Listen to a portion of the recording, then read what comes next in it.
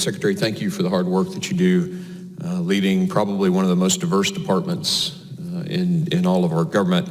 As an emergency medicine physician, I trained in my emergency medicine residency down in Texas, did some rotations in Austin, Texas. I have pronounced opiate overdoses. I have pronounced those people dead, and it is a horrific thing to have to do. As I understand it, 300 deaths a week in this country are happening due to heroin overdose, and that 90% of that heroin is coming across the southern border. It's been suggested by the folks on the other side of the aisle that that's only at points of entry. And I'd like to ask you if you could tell us about what's happening between the points of entry, the drugs that you guys are seizing, and what you're expecting is going through. Sure. So first of all, this is another example of it's not an either or. We thank this committee and others who supported our request for additional non-intrusive inspection equipment, which will vastly help our interdiction efforts at the ports. We do see criminals continuing to take advantage of gaps between the ports of entry where there is no barrier and smuggle drugs in. We also unfortunately see them using families and children as pawns. So often they will send a group of migrants across the border in one area where there's no barrier. While CBP is responding to that location, they then will smuggle drugs nearby through another vulnerable part of the border. There's changing the subject a little bit, there's a New York Times article this, I believe it was Saturday, and the title of the article is "You Have to Pay with Your Body." And it's about a woman who hired a coyote to bring her over the border. Of course, she was assaulted many times during that process. The New York Times article then said that she was held once she got to the United States and repeatedly raped by the coyotes.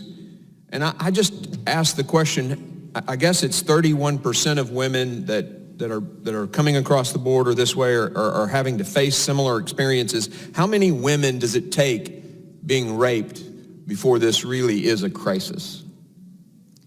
Sir, if you're asking my opinion, it's one child who dies, it's one woman who's raped, because the system doesn't need to work that way.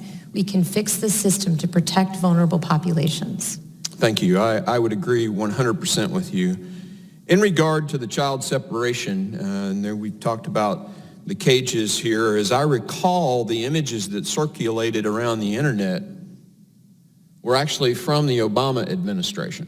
They later found out that the picture that circulated the internet of a child in a cage came from the time frame when it was the Obama administration.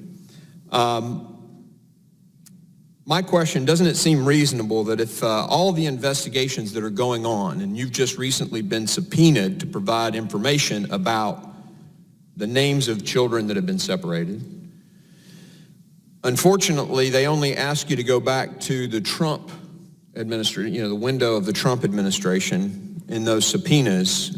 It seems to me that if it were because we're concerned about the children, if the images are really from back in the Obama administration, why wouldn't we ask for that data going back further than just the Trump administration? It's really about protecting and caring for and making sure the safety of the children.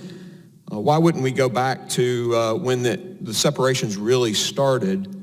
And let me just stop you. You don't have to answer that question. I'll answer it for you. It's because this isn't about just the safety of children. It's about slamming the president.